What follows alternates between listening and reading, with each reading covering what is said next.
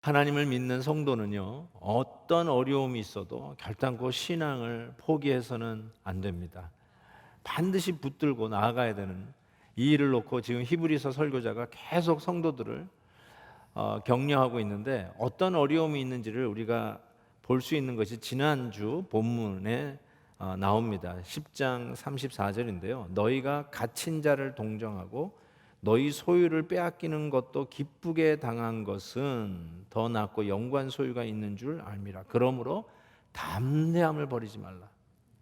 그러니까 신앙 때문에 갇혔다는 거죠. 신앙 때문에 자기의 가산도 이렇게 빼앗기는 일들이 있었다는 겁니다. 그럼에도 불구하고 우리 하나님을 믿는 하나님의 백성들은 결단코 포기하지 아니하고 담대함을 버리지 아니하고 더 낫고 영구한 그 귀한 하나님의 축복이 있음을 믿고 오히려 당한 환난을 기쁘게 여기면서 나아가라고 권면하면서 드디어 오늘 소위 믿음장이라고 알려진 히브리서 11장 믿음에 대해서 이 설교자가 설명하기 시작합니다. 믿음이 무엇일까요? 사전적 정의를 한번 찾아봤어요. 이렇게 정의하고 있습니다. 어떤 사실이나 말을 꼭 그렇게 될 것이라고 생각하거나 그렇다고 여기는 것. 아마 우리도 이 정도는 생각할 수 있다 생각하는데, 또 어떤 사람이나 대상을 의지하여 그것이 기대를 저버리지 않을 것이라고 여기는 것. 이게 믿음이라고 정의를 내립니다. 근데 오늘 히브리서 설교자는 이렇게 믿음을 시작합니다. 믿음은 바라는 것들의 실상이요 보이지 않는 것들의 증거다라고 이야기합니다. 정확하게 얘기하면 정의, definition이라고 얘기하는 것보다는 믿음의 성격을 이야기한다고 하는 것이 맞을 것 같습니다. 사랑장 고린도전서 13장에 보면 사랑에 대한 소위 정의같이 얘기하는데, 사랑은 오래 참고, 사랑은 온유하며, 사랑은 시기하지 아니하며, 이것도 정의라기보다는 사랑이 드러나는 하나의 사랑의 성격을 이야기하듯이, 오늘 이 히브리서 11장에서 이 설교자가 믿음에 대한 정의를 내리려고 그렇게 애쓰는 게 아니라, 이 성도들이 이 시대에 믿음으로 살아가는데 그 믿음이 어떻게 표현되고 믿음이 어떻게 드러나는지, 그 믿음에 대한 성격을 설명하고 있는 것이죠. 아무리 힘들고 어려워도 믿음으로 우리가 이 코로나 숲과 같은 이 환난을 뚫고 가야 되는데, 그때 믿음이 어떻게 작동하는가, How faith works, 그 부분에 대해서 이 히브리 설교자가 설명을 하고 있습니다. 자, 그런 면에서 한번 3절부터 이렇게 거꾸로 좀 올라가 보려고 하는데요. 믿음으로 이해한다는 표현이 본문에 나옵니다. 3절 보면 믿음으로 모든 세계가 하나님의 말씀으로 지어진 줄을 우리가 안다, 이렇게 돼 있어요. 영어로 보면 by faith we understand. 이 understand란 말이 이제 이성, reason 이런 말하고 연결되어 있잖아요. 우리가 믿음에 대해서 이야기할 때 가장 큰 오해, 실착이 무엇이냐면, 믿음이라는 것은 터무니없는 것을 믿는 것, 허무맹랑한 것을 믿는 것, 근거도 없는 것을 믿는 것. 그래서 완전히 믿음하면 무조건 덮어놓고 따지지 말고 무조건 믿어, 우리 이런 표현을 많이 쓰거든요. 그러니까 믿음은 뭔가 허무맹랑, 근거 없는, 터무니없는 이런 것들을 믿는 거라고 생각하고, 그 터무니없으면 없을수록 믿음이 큰 거라고 생각하는 오해들이 있는데, 오늘 이 히브리서 설교자는 분명히 이렇게 얘기했어요. By faith we understand. 굉장히 reasonable 하다는 거예요. 굉장히 합리적이라는 뜻이에요. 그래서 믿음과 이성이 서로 충돌하고 서로 상충되는 게 아니라, 실은 by faith we understand 라고 이야기하는 것이죠. 여기 시계가 있는데요,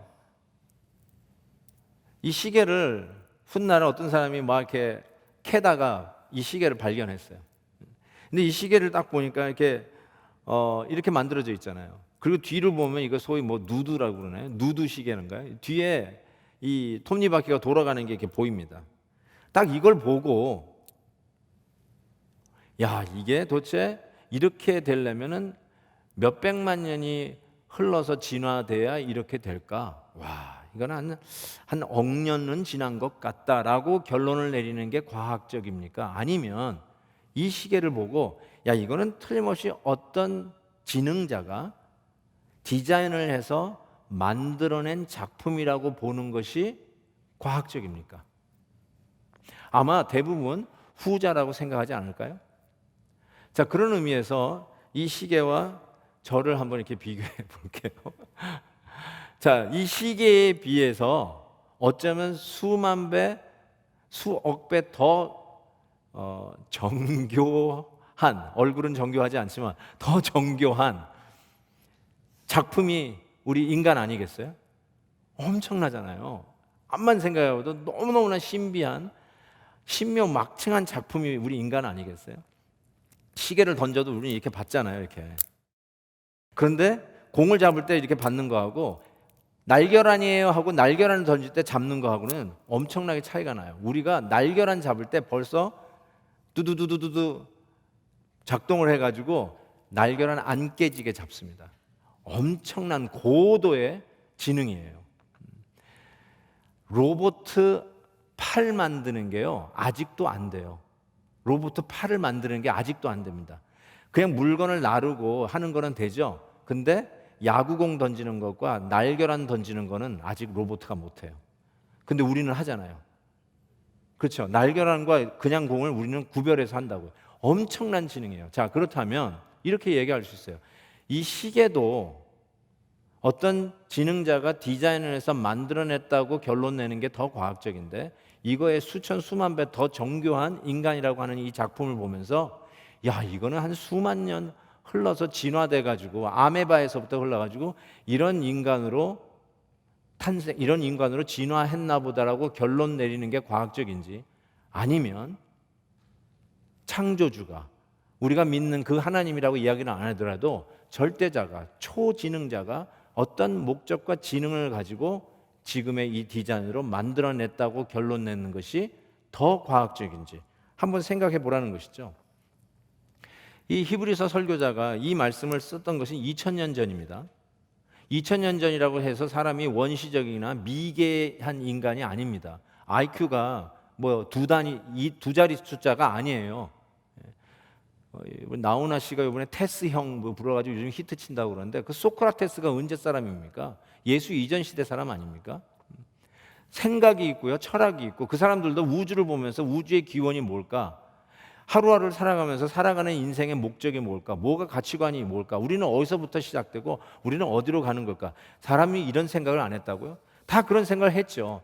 그런데 이 세상 돌아가는 걸 보니까 오늘 말씀처럼 모든 세계가 하나님의 말씀으로 지어진 것을 finally we understand. 아무리 봐도 이거는 우연히 생긴 것이 아니라, 진화해서 생긴 것이 아니라 하나님께서 이 세상을 창조했다라고 by faith, 믿음으로 we understand 했다는 뜻이에요. 이게 너무너무나 기가 막힌 말씀이에요.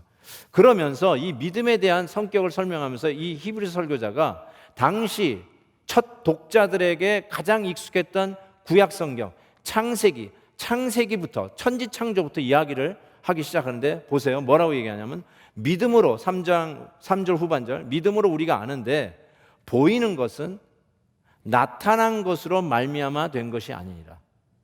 이게 그냥 읽으면 훅 지나가는데, 이게 뭘 얘기하냐면 창세기의 천지창조를 얘기하는데, 소위 create something out of nothing, 무에서 유를 창조하는 ex nihilo 창조를 이야기하고 있어요. 앞만 봐도 이것이 뭔가, 우리는 만들어도 있는 것으로 뭘 만들잖아요. 의자를 만들어도 있는 나무에서 만들잖아요. 근데 하나님의 창조는 무에서 유의 창조라는 거예요.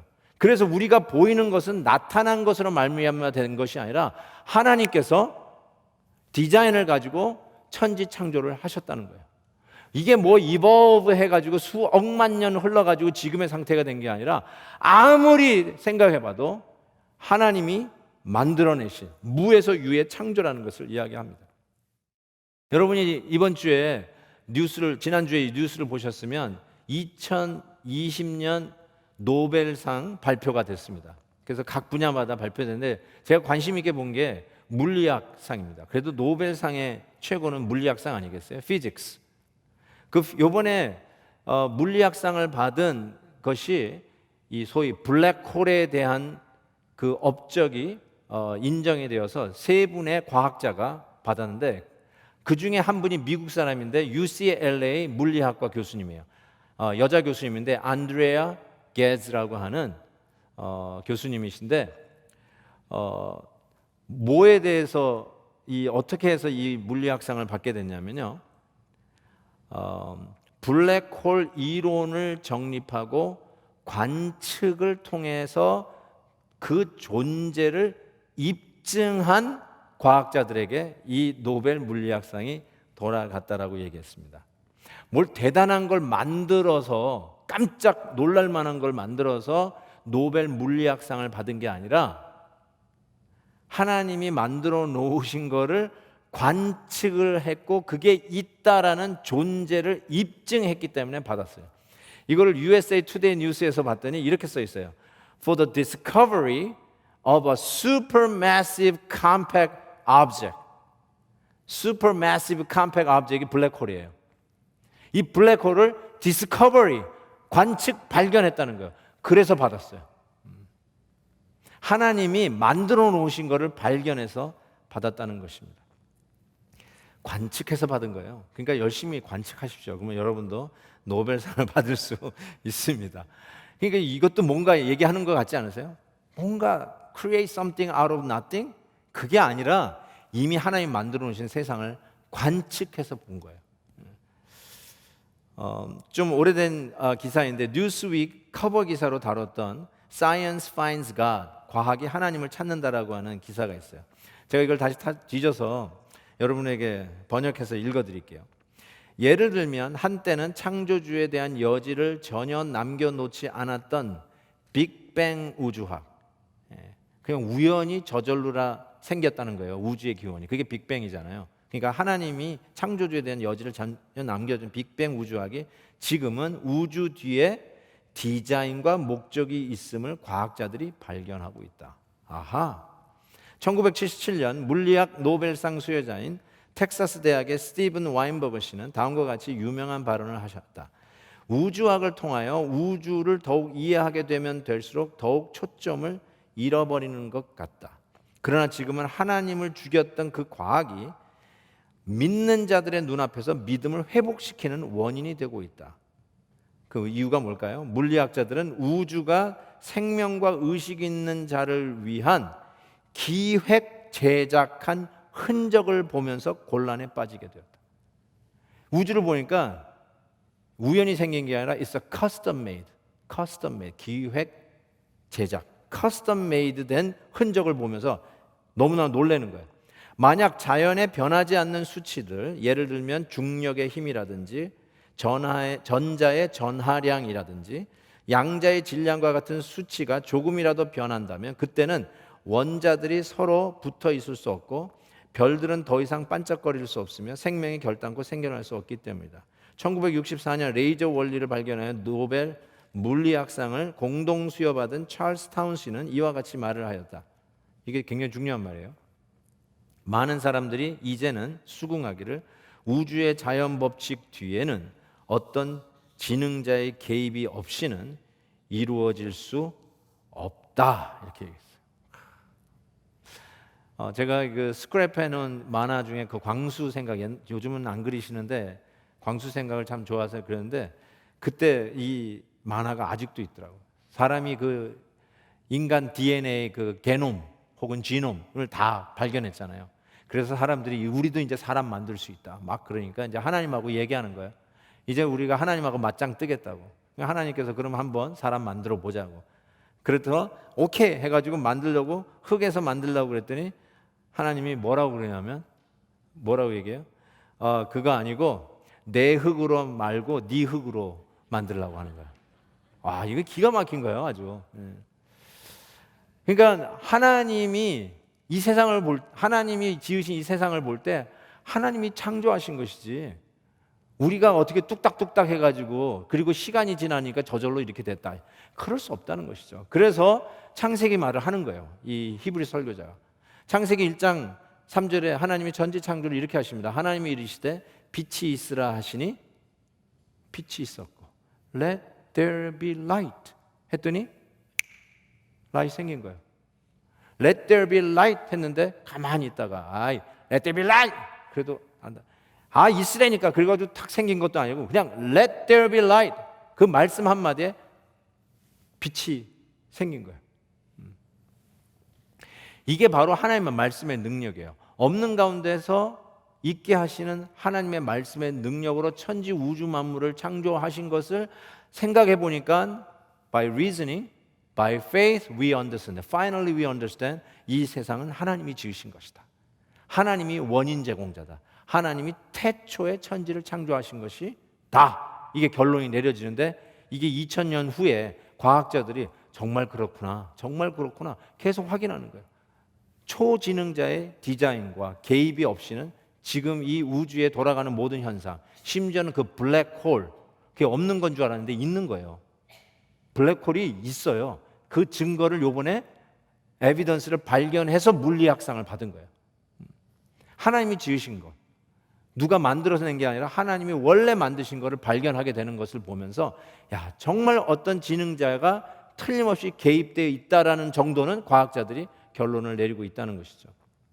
그러면서 히브리 설교자는 믿음이 그냥 무턱대놓고 그냥 믿어, 그냥 눈 감고 덮어놓고 믿어가 아니라 실은 거기에 증거까지 있다라고 얘기해요.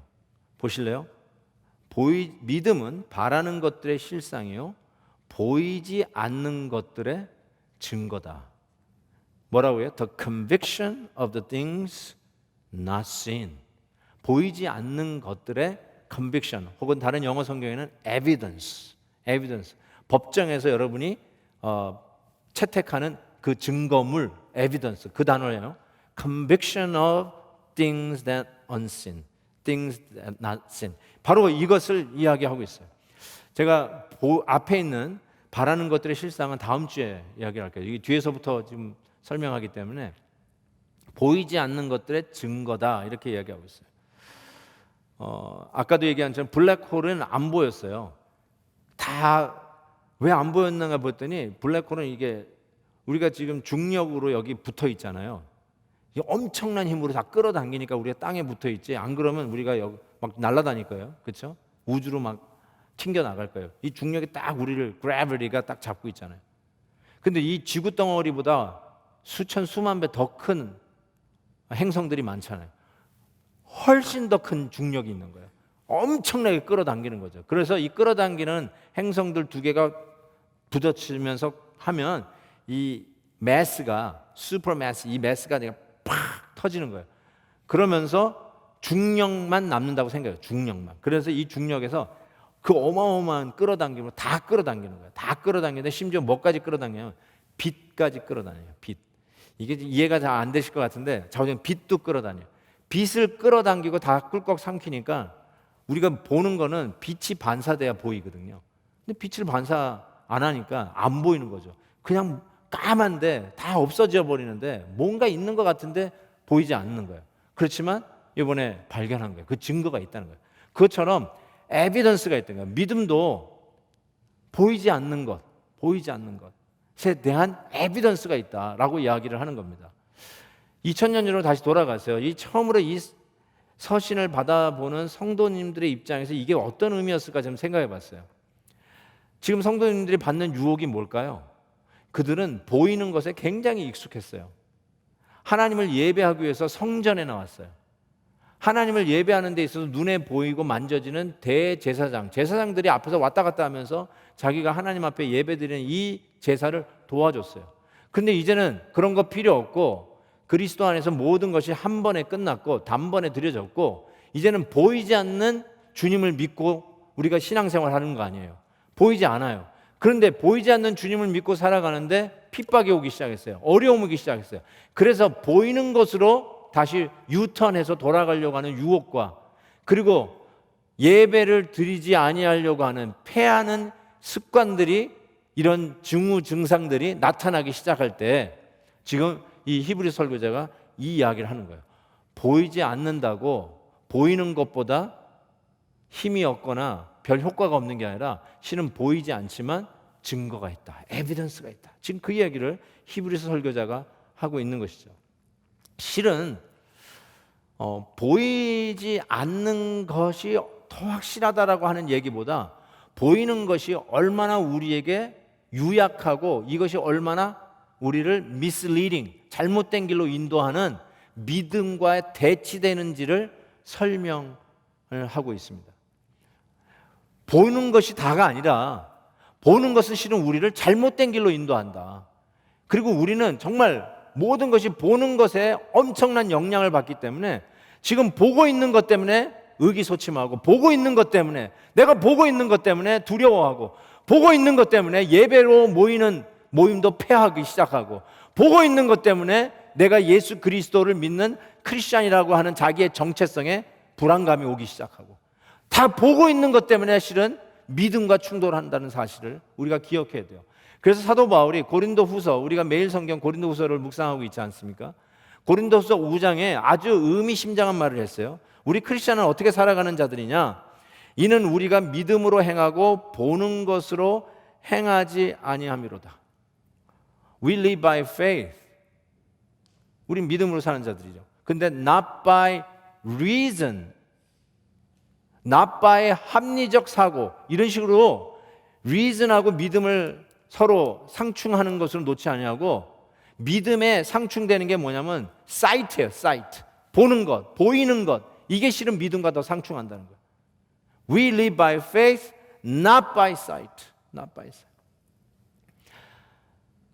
외모 지상주의가 뭐겠어요? 그냥 눈에 보이는 것으로 인상을 주고 임프레스를 주고 그것이 없으면서도 있는 척하는 것, 가진 척하는 것, 외모로.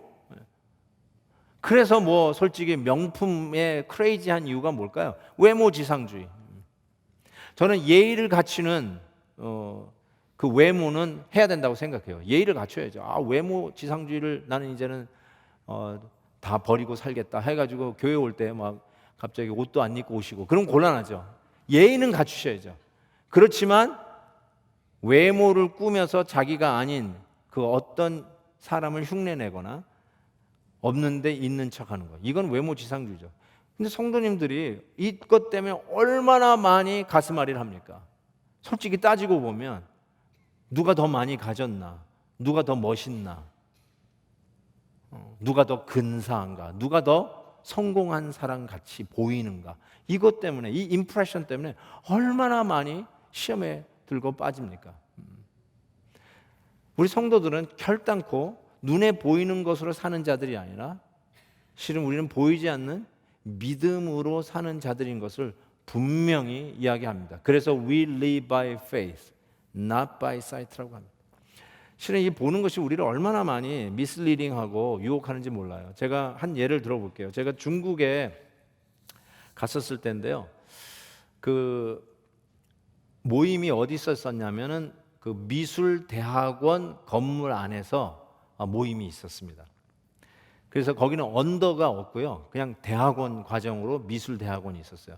딱 들어갔는데 건물 자체도 무슨 아트 아주 굉장히 잘 멋있게 지어졌더라고요. 와, 이런 게 있구나라고 할 정도로. 근데 정말 특이한 것은 뭐냐면요. 그 갤러리와 같은 그 미술대학원 2층이 복도가 전부 다 투명 유리로 깔려 있는 거예요. 투명 유리로. 그래서 아래층에서 보니까 2층 복도가 이렇게 보이는데 나는 천장이 보여가지고 뚫려 있는 줄 알았더니 그게 아니라 그 사이에 유리가 깔려 있어요. 그래서 거기는 여자가 치마 입고 올라가면 안 되겠더라고요. 어쨌든 쭉 깔려 있는데 와, 물 위를 걷지는 못해도 공중은 걷는 기분이 날 것 같다 해가지고 한번 올라가 보자 해가지고 우리가 올라가는데 그 올라가는 계단에 안내문이 써 있었어요. 여기 2층에 깔려있는 이 유리 복도는 2톤 트럭으로 이미 검증이 끝난 안전한 유리 복도입니다. 안전하게 걷고 뛰셔도 됩니다. 이런 식의 내용이 요 계단 올라가는데 이게 안내문이 딱 적혀 있더라고요. 아, 그렇구나. 그런데 이제 딱 올라가서 이제 막상 그 복도에 발을 디디려고 하는데, 제가 지난번에 말씀드린 것처럼 제가 약간 고소공포증이 있거든요. 못 밟겠는 거예요. 유리가 깨질 것 같은 거예요. 그래서 제가 다시 내려와서 안내문을 읽었어요. 2톤 트럭으로 이미 검증이 끝난 유리 바닥이래요. 그래서 내가 생각을 했어요. 내가 2톤이 넘나 안 넘나. 저는 몸무게가 2톤이 안 넘는 것 같아요. 오케이. 그리고 다시 올라갔어요. 그리고 밟으려고 했는데 살짝 밟았어요. 발끝으로 밟고 살살 걷기 시작했어요. 왜요? 살살 걸으면 몸무게가 줄 것 같아서. 이게 제가 가만히 생각해 볼 때 제가 왜 그런 행동을 할까요? 보는 것 때문에. 보는 게 날 속여요. 보는 것이 나에게 행동하는 데 엄청난 영향을 준다는 것을 깨닫게 됩니다. 보는 것으로 혹시 여러분 흔들리는 분 계세요? 지금 내 생활을 좀 보고 막 지금 힘들어하고 막 가슴앓이하고 막 이걸 해 말어 막 식욕을 잃고 있는 그거 있는데, 그게 혹시 여러분이 보는 것 때문에 생긴 일은 아닌가요? 그래서 이 히브리 설교자는 보는 것에 자꾸 돌아가려고 하지 말고 실은 보는 게 우리를 더 힘들게 하고 우리를 유혹하는 게 아니냐라고 이야기하면서, 누구에게 배우냐? 믿음의 선진들에게 배우라 하면서 창세기 무에서 유를 창조한 그 기록부터 시작해서 아벨, 에녹, 노아, 아브라함, 모세, 완전히 연대기적인 순으로 믿음의 선진들의 족적을 보여주면서 그들이 아무것도 보이지 않는 상황 속에서 어떻게 믿음으로 살아가는지를 설명을 하기 시작하는 겁니다. 미리 약간 스포일러로 보여드리면, 노아는 어떠느냐? 7절 보니까 아직 보이지 않는 일에, 정확하게 지금 그 얘기하고 있어요. 보이지 않는 일에 경고하심을 받아 경외함으로 방주를 준비했다. 또 아브라함은요, 믿음으로 아브라함은 부르심을 받았을 때 순종하여 장래 유업으로 받을 땅에 나아갈세, 이거요. 갈 바를 알지 못하고 나아갔다. 이것도 안 보이는 거예요. 갈 바를 알지 못하고. 모세는 어땠나요? 믿음으로 애굽을 떠나 왕의 노함을 무서워하지 아니하고 곧, 이거 보세요, 보이지 아니하는 자를 보는 것 같이 하여 참았으며. 보이는 바로 왕을 걱정하고 염려하고 그리고 두려운 게 아니라 보이지 아니하는 하나님을 더 확실하게 붙들었다는 거죠. 여러분이 지금 흔들리고 있는 것이 도대체 무엇입니까? 무엇이 여러분을 흔들고 있습니까? 믿음으로, 말씀으로, 엑스니힐로, 없는 것을 있게 하셨던 바로 그 하나님의 말씀의 능력을 우리가 믿을진데, 오늘 이 순간 우리가 보는 것으로 흔들리고 있는 이 순간에 바로 그 말씀, 빛이 있으라 하매 그대로 있었던, 그대로 나타났던 그 말씀의 능력과 똑같은 하나님의 말씀의 약속이 저와 여러분에게 주어져 있으니, 이 말씀의 능력으로 눈에 보는 것으로 말미암아 당하는 어려움을 넉넉히 이기고 코로나 숲과 같은 염려의 숲을 뚫고 나아가라는 것이죠. 지금 그 얘기하고 있는 거예요. 하나님께서 무슨 약속의 말씀을 주셔요? 여러 약속을 주셨겠죠. 여러분의 삶 속에 개인적으로 주신 약속도 있을 거예요. 말씀을 읽다가 이것이 하나님 나에게 주신 약속, 그렇게 붙든 약속의 말씀. 근데 히브리서 우리가 공부하다 보니까 이미 하나님이 주신 약속이 있어요. 히브리서 6장에 보면 이런 말씀이 있어요. 사람들은 자기보다 더 큰 자를 가리켜 맹세하나니 맹세는 그들이 다투는 모든 일의 최후 확정이라. 요 말이에요. 최후 확정이라. 하나님은 약속을 기업으로 받은 자들에게 그 뜻이 변하지 아니함을 충분히 나타내시려고 이 일을 맹세로 보증했다라고 얘기했어요. 얼마나 이 약속을 이루시겠다고 약속에 약속을 했는지 맹세를 하시고 또 보증까지 하셨다. 근데 도대체 이 약속이 뭘까? 우리 주님이 우리에게 하신 가장 어려운 약속, 이 약속을 이행하기가 제일 힘든 약속, 그 약속을 우리가 보통 누구의 이름으로 맹세하지만 당신보다 더 큰 이가 없게 하나님은 스스로 당신의 이름으로 맹세, 목숨 걸고 맹세를 했는데 당신의 아들을 우리에게 대제사장으로 주시겠다고 하신 그 약속 말입니다. 우리의 죄를, 우리의 양심을 깨끗하게 씻어내시고 하나님의 은혜의 보좌 앞에 담대히 나오도록 하나님 백성 삼으시기 위해서 짐승의 피가 아닌 당신의 보혈로 단번에 십자가에서 죽으시는 아들을 우리에게 주시겠다고 하는 가장 어려운 약속을 맹세하고 보증하여 결국 주시지 않았느냐. 가장 어려운 약속도 지키시는 그 하나님께서 저와 여러분에게 하신 그 약속의 말씀을 넉넉히 이행하시지 않겠느냐. 바로 이 논리예요. 너무나 논리적으로 흔들리고 있는, 보는 것 때문에 흔들리고 있는 우리 성도들을 격려하고 있는 것입니다. 나의 하나님 어찌하여 나를 버리시나이까. 아들이 부르짖는 그 순간에 그 아들을 우리를 위하여 아끼지 아니하셨던, 가장 어려운 약속도 지키셨던 그 하나님 아버지께서 저와 여러분을 향한 그 약속 지키지 않겠느냐. 기도 응답이 더디 온다고 염려하지 마라. 하나님이 들으시니 하나님이 하나님의 때, 아니면 우리가 가장 좋은 때에 우리 하나님이 응답해 주실 것을 믿고 그 약속의 말씀 믿고 가라는 것이죠.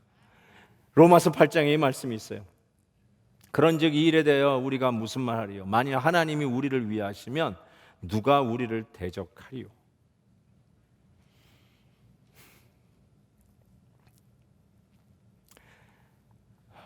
자기 아들을 아끼지 아니하시고 모든 사람을 위하여 내주신 이가 어찌 그 아들과 함께 모든 것을 우리에게 주시지 않겠느냐.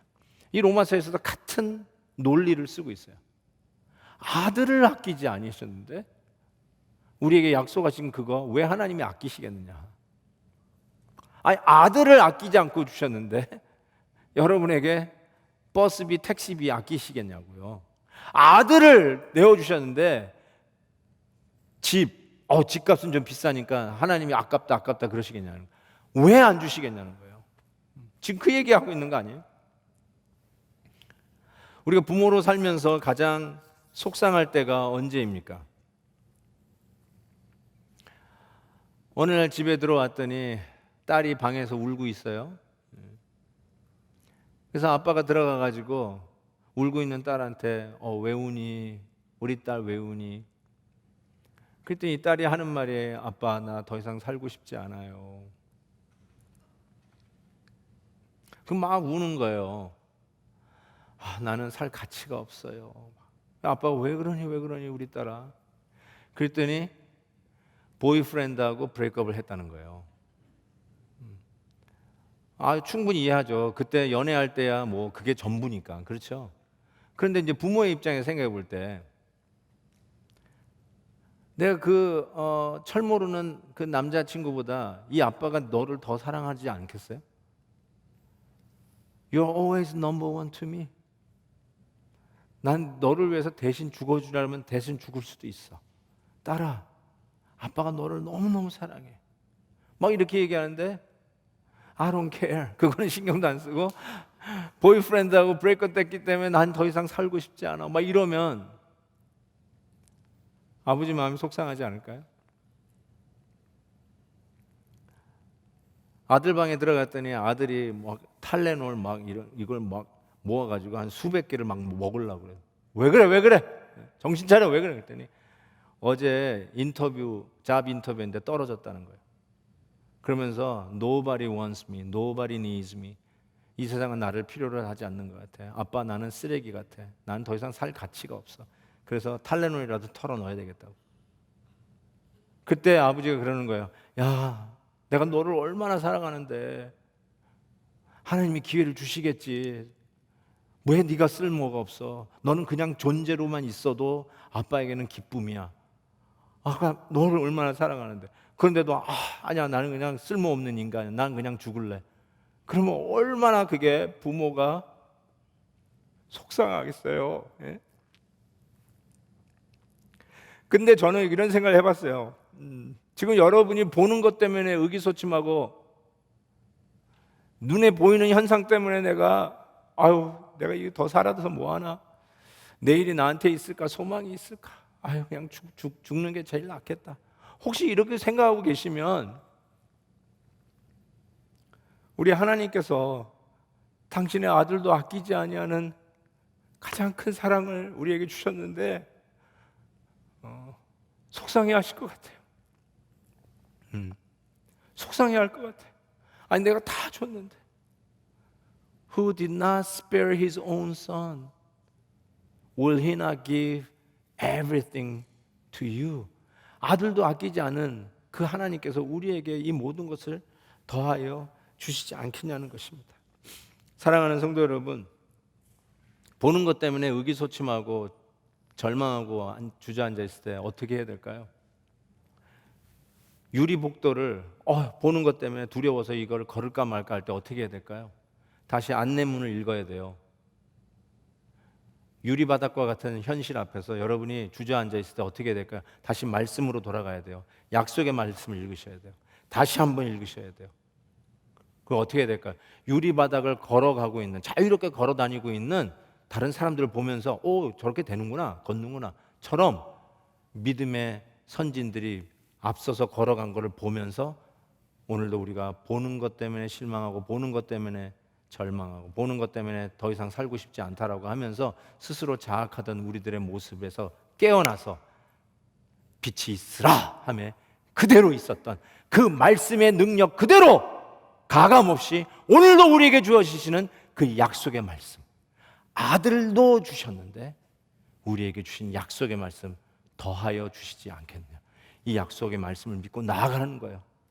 두려워 말라, 내가 너와 함께 함이니라. 놀라지 말라, 내가 네 하나님이 됨이니라. 내가 너를 굳세게 하리라. 참으로 너를 도와주리라. 참으로 나의 의로운 오른손으로 너를 붙들리라. 이 약속의 말씀을 붙들고 우뚝 일어서시는 믿음의 하나님의 백성들 되시기를 바랍니다. 우리 이 찬양 하십시다. 아침 안개 눈앞 가리고 약한 믿음 의심 쌓일 때 그때 찾아와 주시는 다시 하나님의 말씀, 이 말씀 붙들고 다시 일어설 수 있기를 바랍니다. 찬양하십시다.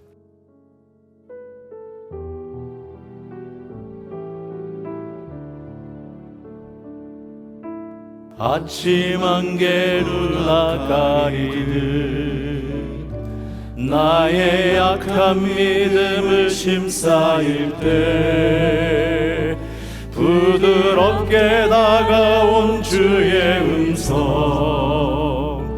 아무것도 염려하지 마라. 빗줄기의 바위 베이듯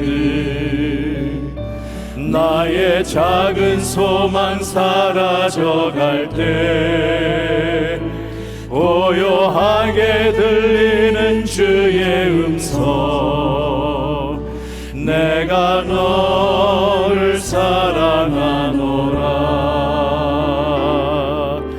외로움과 방황 속에서 주님 앞에 나아갈 때에 위로하시는 주님, 나를 도우사 상한 나의 마음 감싸주시네. 십자가의 보혈로서 주의 크신 사랑 알게 하셨네. 주님께 감사하리라. 언제나 주님께 감사하리라.